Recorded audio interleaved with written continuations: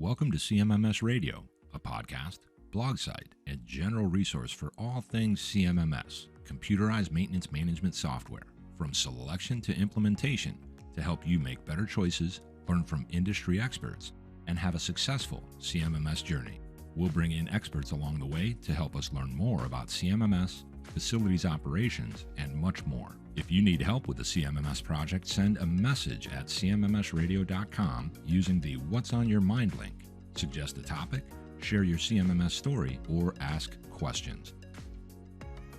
Thank you for tuning in. Today we are joined by Bryan Bieschke. He is the owner of a line machine company and a dedicated maintenance and reliability leader, creating vision through strong culture and business alignment. Bryan has over 15 years in maintenance functions, from a heavy equipment mechanic to building and leading multiple state programs at the executive level. His leadership and vision have shaped multiple companies' maintenance departments to embrace human connection and the pursuit of fundamental excellence. He has a proven track record for building consensus and getting buy-in for sustained value creation. Bryan's expertise are in maintenance leadership, CMMS implementation, scalability, and human connection to the business alignment, and of course, heavy and industrial equipment service. Welcome, Bryan. Thank you for joining today. Thank you, Greg. Thanks for having me. I'm excited to be here, man. Talk CMMS. Oh yeah, I really appreciate it. And with your background, the experiences you've had, the number of times you've been involved in CMMS deployments, I think is a real value for anybody that's taking on that challenge right now for maybe the first time, or maybe they're going to make a change. So first, I wanted to ask you, how did you get your start in maintenance and reliability, and in what way does your military background play a role in what you do? Okay, great. Yeah, awesome question. I started out as a mechanic. I was always tinkering with things. I didn't know what I was doing, and I was often, wondering why I didn't do things right and why everything I touched still was broken. Right. Um, so I went to college and I dropped out of college. It wasn't my thing. I went to an automotive school where I learned how to be an automotive mechanic. I did that for about 2 years, and then I lost my job in the recession of 2007 and 2008. And I joined the Navy. I come from a long line of military family members. So I did a ton of things in the Navy. Notably, I was a GSE flight deck troubleshooter. So I ran the flight deck during flight operations, troubleshooting and maintaining heavy equipment. The Navy is where I got the fundamental understanding of the human side of variability and why processes and tasks and all these things that direct the type of work in a competent and structured way is of value. So once I got out of the Navy, I took a lot of those principles of standardization and following the practices and procedures that are directed at a failure mode directly. And I started applying them at my jobs as a mechanic, as a heavy equipment mechanic for Caterpillar, as a industrial hydraulics and electronics technician for material handling companies. And then ultimately my first run at managing a large facility as a maintenance manager, where I built and standardized and scaled all of the programs there. And then ultimately that turned into being the director of maintenance and reliability, and then building and scaling even more programs for multiple locations at multiple states. So the Navy really drove home the structure of having to understand what you're doing and how the effects of the human interaction with a machine can dictate your availability and ultimately the reliability from a standpoint of people, right? But yeah, that's where it started, and it's just been building ever since. All the successes and the failures that I've had as a maintenance leader have helped me build out the thought process that I currently have for the way I implement maintenance, the way I implement CMMS, the way I connect people to things, and all of that. So that's kind of where it took off. That's really important, because what I want to ask now that we have kind of set the stage for that is around CMMS. So you've implemented several CMMS platforms and in multiple environments. I know you were just talking about that.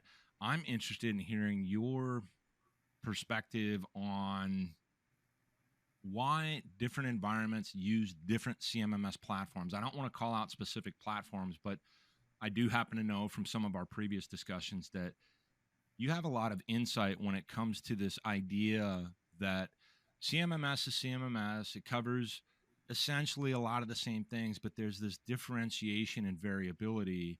And I believe what it is from your perspective is the environment, and what you're really trying to solve is what dictates which system you should be using. So can you talk a little bit about that? How it's not just get a CMMS, but understand why you're getting a CMMS, which will help you understand which one to really get. Sure. And I think I like to make the connection of like maintaining an asset. I will get to CMMS, I promise. But an asset has an operating context, right? And that context is based off of the design of the asset. And if the design of the asset doesn't meet the needs or the operational context, well, then you're going to have a failure, right? There's going to be a missing link, and ultimately, the thing that you've paid for and installed is not going to be doing what you want it to do. So, when it comes to CMMS selection, and as we did talk at length about different platforms, it really comes down to who is the customer, what are the goals, the business goals, what do you want? Most people don't ask the question to all the relevant stakeholders, what do you want? Normally we're super reactive. If we get a CMMS, then we're not going to be reactive anymore. That is the biggest fallacy that you can think of. Just having a CMMS doesn't mean you move to a proactive state. But as you're saying, the environment, and that's where I am in this. So there's all these different industries and environments, and the questions that we ask within those industries and environments are what's going to lead us to an understanding of what type of CMMSs we should be considering. And there's a billion of them. I can't even name, I could probably name you 5 right now off the top of my head. There's so many. But I think the customer is a big one, is who is going to be interacting with the CMMS? Is it a planner scheduler? Is it a maintenance supervisor? Is it technician driven? Is it mobile? Do you have multiple locations? Are the multiple locations the same type of industry or same type of context? All of these things play a factor. And then on top of that, these key stakeholders, the people who ultimately, we'll call them transactional people, the people who are approving the money, they're transactional type people. What do they want from it? How does the value stream from what you want as the person bringing it up, or it coming to fruition, how do you connect the value to all of these stakeholders and the things that they want to leverage from the system? Knowing all of those things before you even start talking about a platform will be very beneficial in your selection process. So many times I find where someone somewhere goes, we need a CMMS, and everyone goes, okay, and then they get one. There's no selection process. There's no due diligence. There's no business alignment. There's no stakeholder assessment. There's no capacity assessment to really know why or what you need. I don't remember who said it or where. I may have read it, but it was something like 90% of companies that deploy a CMMS use like 15% of its functionality. But you're paying for 100% of the functionality. So that's kind of my stance. I link it back to the need and what you were trying to achieve.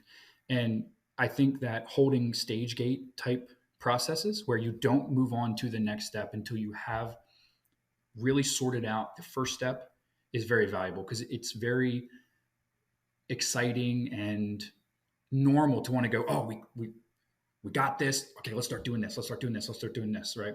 But if you're structured in your approach and you set up your stage gate, it creates a little more discipline to say, okay, yeah, these are the 15 milestones we have to meet before we even start talking about selection. Have we met them? Have we talked to everybody that we need to talk to? Have we drilled down all these things? So that's where I stand on that.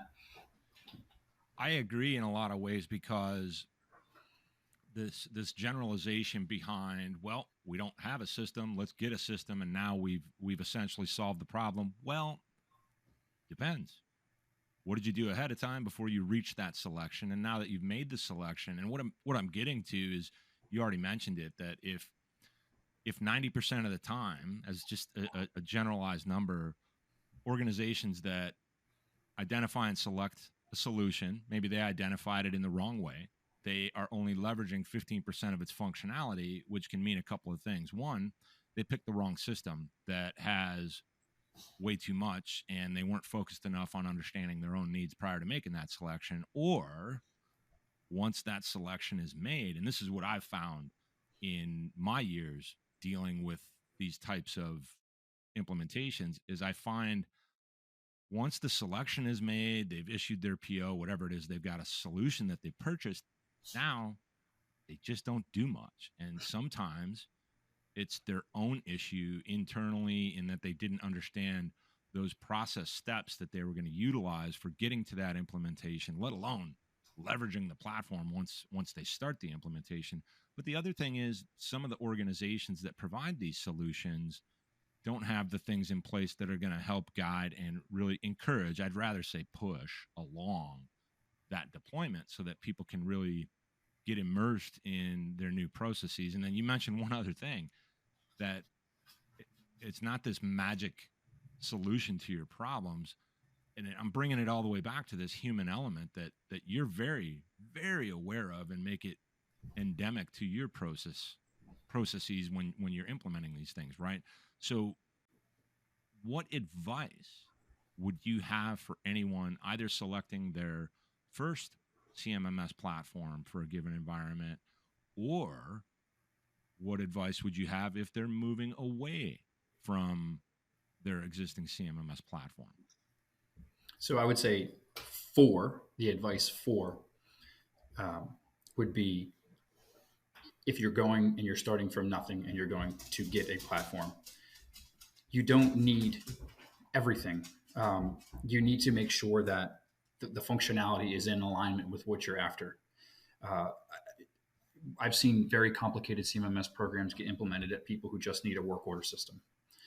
And, or there's a million ways you could go about that. But I would say that the functionality we talked about prior to this is, have these questions, have these thoughts, have these stakeholders, have the need figured out. That has to be figured out. Anybody can just go, I could right now go and buy and subscribe to a CMMS program. No one is going to teach me how to be a maintenance manager or a supervisor or a planner when I have a CMMS. When you buy a CMMS, you don't just automatically go, oh, I know how to do work processes. I know how to charge time. I know how to capture. I know how to create metrics. That doesn't happen. You just get a computer platform that you do things in. So the advice for starting it is all the things we talked about prior to this. You need to have the stakeholders. You need to get everybody in the room. You need to have all the asking questions put together, stage gate them to where you don't move on until you know, within a reasonable doubt, within the context of what you actually know, right? Mm-hmm. To move on to a selection process. Now, if you're going to move away, and I've done this as well, I've started out a company with a certain CMMS program, and then I ditched it and I moved away from it. And the reason that is because our business model was changing. Our manpower constraints were changing. I have to adapt my strategy with the needs of the business. I can't just go, well, I'm just going to keep the CMMS the same way, even though we don't even use planner schedulers anymore. So now whoever is in charge is just going to get, the CMMS is just going to get dumped on them. Mm. And there are companies who don't employ planner schedulers, but they utilize a CMMS. So the business needs to be driving and dictating how you're going to adapt your maintenance workflows, your processes, and your CMMS selection. For instance, I had one that was very robust, and I was utilizing planning and scheduling, specific people, all of those things. We got away from that, and we went more towards, as you and I talked about before, technician-driven interfacing, where the platform needed to be 100% mobile. We're on facilities that are 3,600 acres, mining, waterfront. The interfacer with the platform is now not in an office. He's out in the field. Right. So I had to adapt. I had to change the way I was going to manage that process. Now, don't get discouraged and don't think just because you've done something now it's starting from scratch. You're not. If you've taken the steps from the very beginning, like we talked about, asked all the right questions, input all the correct data to get your basic fundamental functionality in your CMMS correct, all you have to do is mass export that stuff out of it, change the configuration, and then mass import it back into a new system. You can do that with asset lists, inventory, PMs, all those things can be done. So don't think you're starting from zero. You're starting from 50%, right? Which is not bad, especially since you're going to be adapting with the business and then being able to move more efficiently and more in line with where the business is going. Absolutely. And that also creates a really nice opportunity for data scrubbing. Yep. You can essentially look and understand where there were gaps in your existing process. You probably already know those if you've done the right due diligence as to why you're moving away, what you're moving to. But I've found a lot of these things that you're talking about to be along the lines of the right way to do it. And the thing you were talking about with the larger facilities environments where you've got people in the field on the floor, they're not sitting at a desk. And I think that group, I'm going to take everyone that's not sitting at a desk, everyone that's actually, say, for example, using the platform. They're not at that C-suite level. They're not on the board. They're concerned with different things than what those KPIs represent. So the why kind of changes. Is that the largest group in your experience, your observation, that tends to not be included in figuring out the why are we doing this? What are our real goals? Is that the largest group you would say is less, maybe it's not intentional, but they're just not included in that initial decision-making process? 100%. It's without a doubt the biggest group. I have witnessed where CMMS selection was like 4 people in a business. My questions were always, well, what does the maintenance supervisor do? Do the technicians use any form of work management right now? Have you talked to the night shift guys? What are their thoughts? I think I was telling you last time we talked, a large portion of my implementations is literally just holding the hands of the people who do the work every single day and just seeing where their bottlenecks are. How do I believe that they will adjust to the new culture of having a CMMS? The culture amongst your doers, I call them, the people who do the work, has to be right. It has to be in line. It has to be flexible. And that takes strong leadership.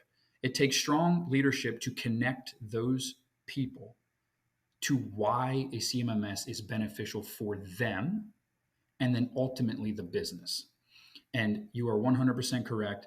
I believe this, that is a marginalized group in maintenance where they just got to do it. We'll make it, we'll push it to them, and then they got to do it. And then we'll figure it out on the fly. It's like, whoa, you should probably at your very minimum select a group of them, a random, group of skill sets and level and shifts, bring them in and start picking their brains.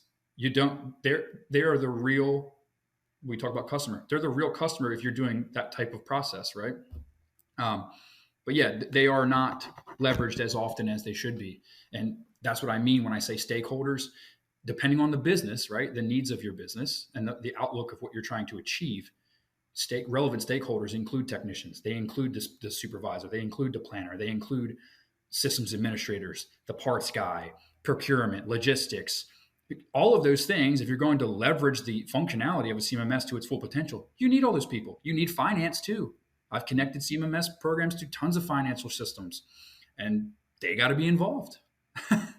Yeah, and if we know that they have to be involved, so at all of these various levels within the organization, because ideally we want an all-encompassing kind of viewpoint on what we do as we drive these organizations forward, whether you're focused on your own organization, you're helping another organization, on like that, where we want to understand, well, something as simple as, well, how do you do your job right now? What's going on a week to week, month to month basis as it relates to the work that you do? Where do you experience or even hear about amongst your peers within the organization the issues and the bottlenecks? And we got to get that on some kind of a list. I have two other questions kind of around this that kind of carry us forward in at least this particular episode, because I think we're gonna definitely be doing more, because there's a lot to unpack, and we want to be careful not to dump too much per episode, because we've got tons of insight to share. Right? You've got these incredible experiences, observations, but the first question is, are you or I don't know if I want to ask if you're a fan of, or what is your opinion? This is a better question. What is your opinion on this RFP process, where organizations tend to come in and take what I've always viewed as kind of a rote process and try to adapt it to what they're doing with these spreadsheets where, oh, we're going to score it from a 1 to 4. We're going to score it from a 1 to 4 across the board. Are you a fan of those approaches when companies are looking for and going to select a CMMS platform? So I look at this from two ways. The one is the local team or business competent enough to write an appropriate scope or RFP for CMMS selection? That's one. If they are, then it's likely that they've been connected to the business and know enough to say, hey, this is where we want to be. These are a priority thing for me. This is not a priority thing for me. I think that if they are competent in that process or in that understanding of the business, and they do bring the people in that we talk about, I think they're going to be more likely to score those particular things and functionalities more accurately. The second part of that is, I've seen this, is where someone says, and they're right to do so, I have no clue. Let me hire a consultant to say, hey, we want a CMMS, but we don't even know where to start. So can you help us? And then, in my opinion, it falls on the competency of the consultant to probe and investigate the business and draw correlations and understand and communicate, to pull these things out of it with their experience and the business and the industry and all of those things, to then give a customer a selection of CMMSs that fit the bill with the pros and cons, the outlook of the future, saying, if the company, I know we don't want to talk names, but if the company has X financial system and B CMMS doesn't have a direct integration, well, we need to take that into consideration. Are we going to do in-house configurations and programming and software or whatever? Or are we going to have, we want 100% out of the box, make the link, whatever. So it's two types of competencies, in my opinion. It's, does the business have the competency and the understanding of their own core business and understanding to make a correct RFP or scope, to rank the wants and okays and nice to haves? Or are they selecting a consultant or somebody who is competent enough to extract the appropriate information from those people and correlate it to their business, and then give them a selection of CMMSs that then they can dissect to understand where they would like to be, both now and in the future, because it's growth, right? You can't, selecting a CMMS for now is good, but you should always try to have the option for where you want to be, right? And that's why vision is so important from a maintenance leadership standpoint. Where do we want to be as a business? Yes, and I would add to that one of my observations is that organizations are moving so fast and tend to be top down in decision making and process implementation and whatnot. So they're leaving out some of those critical players, and they don't necessarily intend to. They're moving so fast. What I'm getting at is that what you're talking about takes some time that oftentimes an organization can't make available, because they're looking at it maybe as a cost rather than as a transaction, right? A transaction. Yes, indeed. And so for me, I've got certain types of expertise, and it's kind of debatable. I think my job has always been to learn as much as I can and help bring the learnings and the insights from others, kind of to the fore so that people can learn from it. There's this thing I've seen over the years where once we get going as organizations, we start to view the opportunity to stop and fix something or improve something as such a disruption, when in fact those orgs that actually do that, they stop, assess, and properly understand what they're about to do, they're going to lose a little bit of momentum, so they think. What happens, though, is through that process improvement and those implementations, when those are realized, which might not be 2 weeks, they might take 2 years. That's right. They're going to go to a level that is unheard of, but they've got to suffer through that. And I think suffering through that is the wrong way to describe it.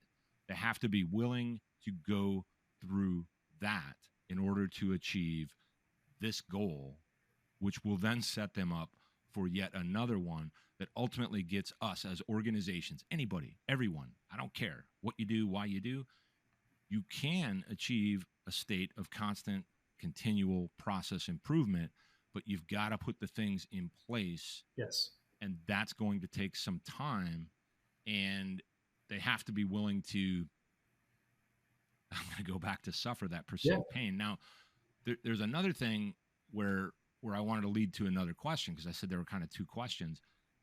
You are very big on, and I think it's great, the human connections that come into play with, business alignment. And we were just kind of talking about how it's really difficult for organizations to manage this or really kind of enable this way of operating. So when it comes to this human element, it boils down to the people that are actually doing the work. And that doesn't mean the people that are interpreting the work aren't critically important, but it's across the board. Sure. So is that where that human connection comes into play for you? So I'm going to go just real quick back to your point you made, and what it was about suffering through, right? If you ask any maintenance professional, or you look in and read any well-recognized maintenance reliability best practices book or anything like that, the companies in this world that are of the 90 plus percentile of high reliability, high availability, they do the basics of maintenance very, very well. Planning, scheduling, parts procurement, understanding design and commissioning, precision maintenance. I'm not talking about condition monitoring and all this crazy stuff. They do the most fundamental things in maintenance and reliability well. And the reason that they do them so well is because those are the building blocks for everything that every company wants, which is the shiny thing, the connection, the vibration data, the IoT, all these things. That's what everybody wants, but everyone doesn't want to do the work. It's like a six-pack. Everybody wants a six-pack, but no one wants to do the work for the six-pack. So I just wanted to go back to that. And I think that is a very valuable thing for people to understand, is that fundamental excellence is what will stand the test of scale. When you're scaling so fast, if you do fundamental maintenance excellence right, it will scale proportionally with your scale. If you don't do that well, then your ability to support the scale is not proportional, because you're trying to focus on the shiny thing that's not even ready to go for your scale. You need to have fundamental maintenance excellence. I'll stop. Does that mean then that by doing that creates a downline? You've actually created a downline break in the chain. You're almost guaranteed you're going to hit another wall because you've started to proceed without. For example, you're going to keep going. You're going to keep going back. You're going to keep going back and redoing and trying to catch back up to where you should have been by implementing fundamental excellence. Yes. I love that because it happens all the time. Well, the basics play, right? What happens in any aspect of life when we get jammed up, we get stuck, we encounter a problem, we lose visibility, we now can't really, we don't have a foundation under us anymore to make proper assessments, good decision making, because we're now creating these blind spots. What do we always hear? Forever. And I hope that never goes away, because I'm seeing a pretty, this might not be appropriate for the podcast, but I see a severe disconnect in the importance of tribal knowledge being carried forward. It's happening before our eyes. And what I'm really getting at is, when it all comes down to it, we use, like an acronym, like keep it simple, silly, right? Sailor, keep it simple, sailor. Yeah, there you go. You're gonna go back to basics and say, all right, let's get those basic fundamentals in place. So just that in and of itself is a way of setting up your ongoing improvement. Yes. So next question is, what do you see as a current trend in maintenance and reliability right now that's really worth embracing if somebody out there is not embracing that? I think that the investment in your frontline workforce and your doers, I will say mechanics, electricians, welder, millwrights, mechanics, these are all my favorite people in the world. And I am glad to have been one, and I spend the majority of my time with those type of people. An investment in your frontline leadership and the core of the people who perform the function for you is invaluable. And what I mean by that is, if you can take any amount of time to connect with the people who do the work, understand them, link them to the bigger business, show them the value that they create every single day, show them the value that they create for not only themselves, but for the bigger business, connect them to the bigger business, let them see why the things that you want to implement, do, and change is so valuable for them, because they are people. And inherently, we always want to know what is good for us, right? But us as leaders and implementation specialists, it's our job to help connect those people to why the things we want to do are so valuable. And I genuinely believe we can talk fancy technology and all those things. I will believe, and I will say this, and I don't care if anybody gets mad at me, that stuff doesn't mean anything if the people who are doing the work do not understand why those things are happening and where and why they are connected to that thing. Culture and the fundamental pursuit of excellence are going to build everything. If you want to implement a CMMS and it's going to be sustained and have sustained value, got to have the right culture. You want to put sensors on all of your pumps and measure vibration analysis or CTs or anything like that, the people interpreting the data or going around and doing their checks, their PDM checks, they have to understand why that's happening. That's culture. That's fundamental understanding. That's fundamental excellence. So that's a huge trend to me that I think that people need to get more on the bandwagon with. There are people in our maintenance industry who are really working to help bridge that gap. And I suggest that people follow those people. If it's okay, I'd like to name drop Rob Kawarowski. There's a ton of them, right? I don't want to say too many people's name, but he there's those type of people who are trying to bridge the human connection gap to help people understand where we Bob Latino, all George Williams, all those people who are trying to show and do that culture is that excellence from the beginning, and the human error side of things, right? So that's what I would say is invaluable thing. And you alluded to it a little bit about the tribal knowledge and the skills gap and the people leaving the industry that have the knowledge that, unfortunately, some companies are not willing to invest to get that knowledge actually back once it's gone. So that's a huge worry of mine in a lot of different industries. I think that I read something recently. It said like by 2030, the maintenance and skilled trades is going to have like a 10 or 12% loss of its workforce or something like that. It was something like that, which is crazy, right? Because everything we love near and dear and appreciate and take for granted, somebody somewhere is making sure it stays working. Yes.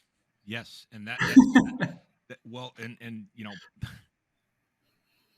as much as this may sound like it doesn't relate to industry, commerce, and all these kinds of things,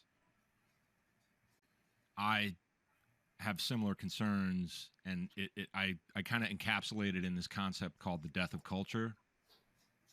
And tribal knowledge is incredibly relevant to preventing the death of culture. And the death of culture, just to keep it super simple, happens when the language of said culture is gone. That culture has, in fact, died. And that's a good analogy. The essential component here that we're kind of circling around, talking about, and really trying to push out there. And if people think it's soapbox, that's fine, because it is. I certainly don't care.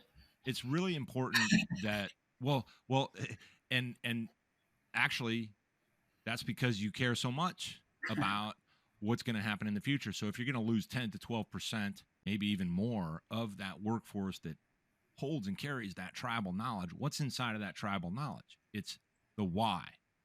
It's the how. Mm-hmm. It's the comprehensive understanding through these bits of information that help the next people coming in to understand the why, and then they can go, wow, okay, I understand that and that and that. And nowadays we've got this too. So I'm going to put that together. Now you're good. Whereas if they're blind to that, if they don't have that awareness and they don't understand that criticality of knowledge that informs why we did what we did, why we changed it, those things, that's important. That's important because the next generation coming up, they have different aspects of life and the way the world moves that they understand that we don't necessarily understand, but you have to blend those. And I think that's really important. The other question I had on here was around what's the biggest mistake companies make with CMMS platforms and how can that be avoided? I think we already answered that in that they don't do a proper due diligence process internally. They go, out, seek the vendor, find the bells and the whistles, and ooh, shiny Cadillac, ooh, moonroof, let's get it. And turns out they're never going to open the moonroof.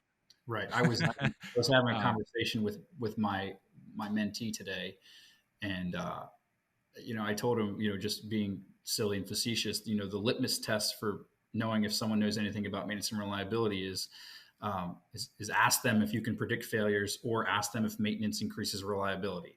And I think that the competency is key, and even more important is that competency is directed. If you have strong competency in something, it needs to be directed towards that something. And CMMS implementation selection process isn't any different, whether it's you yourself with your bigger business deciding, or if it's you seeking out to a consultant or somebody to help you decide. People have to know what they're talking about. We can't, I hate to say it, but you have to have that understanding. If you don't, or they don't, you're rolling the dice. Yeah, you're doing guesswork that is extremely high risk and expensive. Oh yeah, that's for sure. We've heard. I know you and I talked about it when we were talking before about some of the incredible spend. It's wild. And oh man, it's a head scratcher. It's like, how on earth did that happen? I mean, these are smart people, and they did that. It's like, whoa. It's like pay me half of that, and I'll help you. Yeah, for sure. Now, speaking of that, this is really important. You've done CMMS implementations for yourself. You've done it for others, and aside from CMMS, you do some incredible things when it comes to companies out there that want to create something brand new in the way of a product. This is not software related. This is actually, where they're going to create an innovative piece of equipment or something like that to solve a problem. So if people want to get in touch with you and just connect for a conversation or find out more about your services and how you can help, and you already mentioned that you were speaking to a mentee, and I mean, that's incredible because mentorship is huge. It's everything. How do people get in touch with you? What's the best way for people to get in touch with you? So there's a couple. You can email me at service@alignmachinecompany.com, or you can message me on LinkedIn, Bryan Bieschke. I have a website, alignmachinecompany.com, and you can look me up. I am very interested in learning and understanding things and being a part of facilitating success of other people. Because in facilitating their success, I am likely to learn something. And I've said this even in the past in a couple other podcasts, whether you have a year or 100 years in maintenance, you know something I don't know.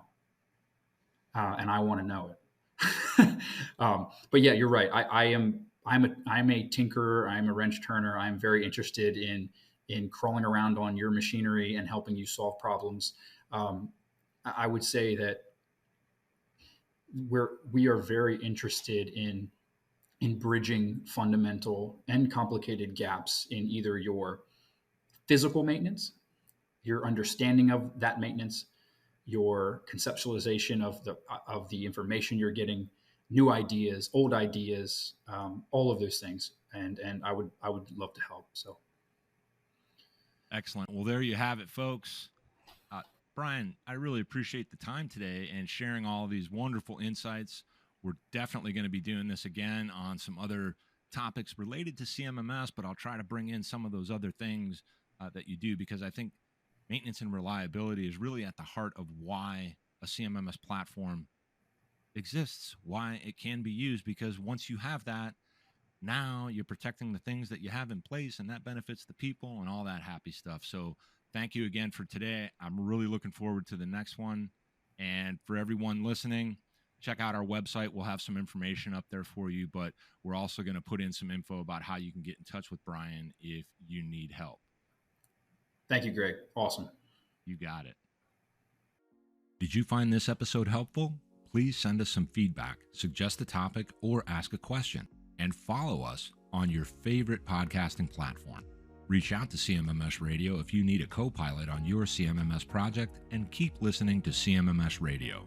Do you have a CMMS story? We'd love to hear it. Visit CMMSradio.com and use the What's on Your Mind link. Thank you for tuning in to CMMS Radio, your resource for all things CMMS, from selection to implementation, to help you make better choices, learn from industry experts, and have a successful CMMS journey.